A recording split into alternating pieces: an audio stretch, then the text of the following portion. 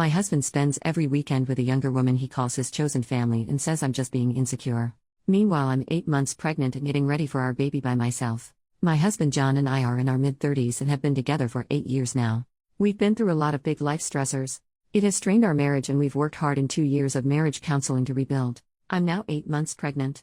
I'm feeling vulnerable, huge, hormonal, and tired. I'm the primary earner and workload has been a lot on top of the baby prep.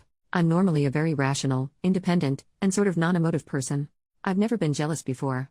But my husband has a new female friend who I'll call Pam, and I'm now jealous and possessive. Even I find it weird. Pam is mid-20s, white, has my husband's preferred physical features, is bubbly, spontaneous, in an open relationship, and into the same hobbies as my husband. I have my own qualities, but I'm pretty much the opposite. John met Pam and liked her immediately. I remember him coming home and telling me how cool she was, and he'd been invited to a hobby event she hosts with her partners. He's been attending that every other weekend for a year. Then a few months later he also wanted me to get to know Pam, so we started having her and her partner Kevin over with some of our other friends on the in-between weekends, so my husband sees them every weekend. To be fair, Pam and Kevin have been really nice and are good friends to John. But there are things I've noticed. Pam always sits next to John. She and John say love you casually to each other with the group. John is very protective of Pam, and he remembers things she likes and buys her gifts. Nothing pricey, but thoughtful. If for some reason one of these events is cancelled, John is noticeably sad. Going even a week without seeing them is hard for him.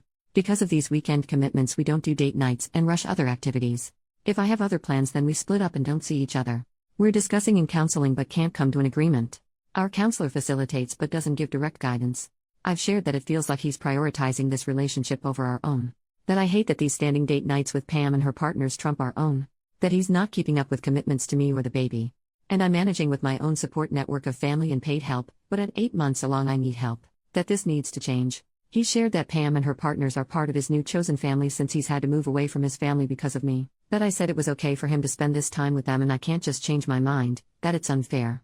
That he's willing to spend more time with me but then something else needs to give, either chores for him or me adjusting my work schedule. That he thinks I'm overly sensitive and am only worried because Pam's relationships are open and my insecurities are something I should deal with in individual therapy. I'm really not sure what a compromise looks like, and counseling seems to just cause us to entrench more. Wondering what advice anyone out there might have? Relevant comments.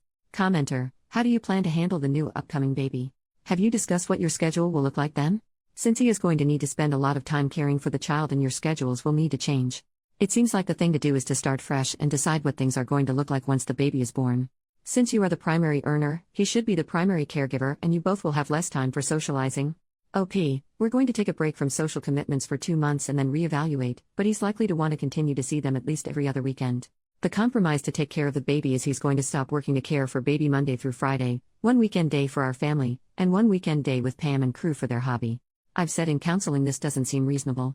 I'm running out of options, and debating calling my husband's dad at this point, who I'm close with and will be on my side, but husband will probably lose it if I bring in his dad. Commenter number 2, she's in an open marriage and they say love you to each other in public? He's cheating on you. How does he defend this in therapy? OP, he says it just means love you in a generic casual way, and when they say it they mean it to everyone in the group. He says it's the same as when he says love you to male friends he is close with, and I shouldn't read too much into it. I've never said love you to a male friend, even only rarely to female friends. Commenter number 3, did you tell him it makes you uncomfortable? OP, I think my exact words were it's weird and I hate it while crying. The second trimester was a fun time. He chalked it up to hormones and we never spoke about it again. I haven't heard them say it in front of me again, but who know what they text or say when they're together. Commenter number 4, you're pregnant with his child? If his deadbeat ass wants to go have a new family, tell him to enjoy that and take him to the cleaners for child support. These gaming nights, is it Dungeons and Dragons or something similar? Watch a YouTube channel called Neckbeardia. Get a sobering laugh from listening to the stories of sexual debauchery that tend to happen in those gatherings. Your husband does not want to be with you anymore, he isn't intimately attracted to you anymore. You married a child who wants to play with others instead of taking care of his offspring. Guys like this make me want to vomit. OP, ding ding ding. Dungeons and Dragons with MTG for good measure. Commenter number 5, have you talked to Pam to find out what he's been telling her? I'm disappointed that she hasn't clued in to put a stop to it, but he could be lying to her. After all, you have been part of this social circle too. Is she friendly with you as well? I would explain that he's been behaving in ways towards her and in private with you that make you very uncomfortable and you'd rather communicate openly with her about it. It will give you a better read on it. And best case scenario, it may very well put a stop to it if he has been misleading her. OP, I only see Pam in a group setting along with other friends and she's now been introduced to my friend group. We're socially nice to each other, but definitely not close enough to talk directly to each other. And to be honest, Neither of us really likes the other. We're very, very different people.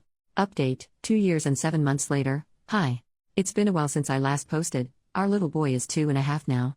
I want to say thank you to everyone who commented. It was the kick in the butt I needed to lay down the law. Especially the folks that rightly pointed out that I was being a passive doormat without any self-respect. That really stung, but it was true. After my post, I had a big sit down with John on the things I was upset about. My husband was traveling to be a groomsman for a good friend, so I told him to stay out there for an additional week and decide on these things. 1. If he wanted to stay married and wanted to be a family. 2. If he wanted the above, think about what needed to change on his part, not just Pam but other stuff too, how he was going to be a good husband and father going forward. And 3. Arrange to go over it with me and our marriage counselor on his return. Alternatively, if he didn't do the above, then when he got back we'd start logistics on separation and co-parenting. And surprisingly, he did all the above. Apparently he reflected a lot at the wedding. His friend and his wife are such an in-love couple, and thought a lot about us and our relationship and what he wanted out of life. He came back and proposed the changes, an immediate break from Pam and her company, and stop to their hobby. He'd take over remaining baby prep, like the nursery and logistics, and then promised to lay out a postpartum care plan for me and the baby. He actually stuck to his word and also worked so hard to regain my trust. Then we had our son and my husband was over the moon in love. He and the baby have been inseparable ever since and have an amazing adventure-filled life with all the hobbies, baby swim, gym, soccer, co-op, and a great local parent community. After our kiddo was born, Pam lost interest in my husband anyway. She doesn't like kids, and shortly thereafter cheated on her poly relationship. Kevin and John have actually become good friends since then, but John is straight so I have no worries there. And as I've reflected, I think I also just actually hated Pam. She's everything I don't like, relying on men for affirmation, no job and life ambition, frivolous and stupid. And apparently, according to Kevin, the feeling was mutual. She thought I was a controlling, stuck-up, robotic Ivy League workaholic who didn't appreciate or support my husband's hobbies and quirks. I was also a lot more emotional during pregnancy than normal. My husband, on reflection, really liked being needed and admired. We had a lot to work through with us, but 2 years later we're in a great spot. I also had a weird shift in hormones postpartum which made my intimate drive really high, which for us helped a lot with our relationship. I didn't want this to be too long, but there were a lot of changes we implemented to get back to a loving place.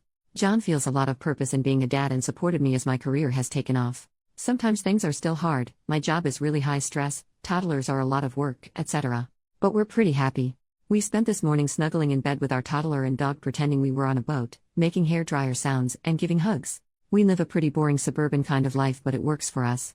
Thanks everyone for the push for me to stand up for what I wanted and needed.